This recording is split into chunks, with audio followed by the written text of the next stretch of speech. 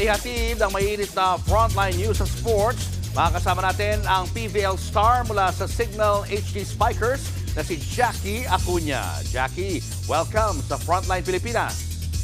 Thanks, Julius. Pagkatapos makasungkit ng ginto sa Asian Games, may makasaysayan na namang panalo ang Gilas Pilipinas sa pamumuno ni Coach Tim Cone. Nakuha nila ang unang panalo laban sa New Zealand since 2016. Balikan natin at ipakita ang lakas ng Gilas Pilipinas sa report ni Ian Suyu. Matinding hamon ang bumungad sa Gilas Pilipinas sa second window ng FIBA Asia Cup qualifiers. Nakatapat nila ang mas matatangkad na world number 22, ang New Zealand Tall Blacks. Kumasa naman sa hamon ng mga pambato natin, nakalamang pa sila ng hanggang 12 puntos sa bahagi ng third quarter. What a great look coming from Dwight Ramos. Pero mainit na shooting ang ipinakita ng Kiwi squad para makahabol 88-84 sa huling 2 minuto ng laro. Dito na sumandal ang koponan sa dagger 3 ni Chris Newsome para tuluyang kunin ang panalo. Wow! Chris Newsome for 3. Ang final score, 93-89 pabor sa Gilas Pilipinas. Dribbles on the dive, Gilas Pilipinas will defeat New Zealand for the first time! Historic ang panalong ito, lalo pat ito ang kauna-unahang panalo ng Gilas kontra New Zealand mula noong 2016. First time in FIBA competitions for the Philippines to beat New Zealand.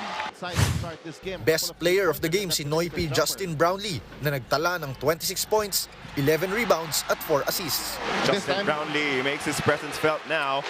Impressive din si Kai Soto na umiscore ng 19 points, 10 rebounds at 7 assists. I love that. Fast break opportunity.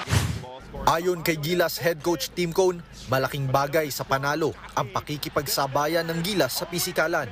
Credit to Kai and Jumar battling through. Their bigs were really physical with us.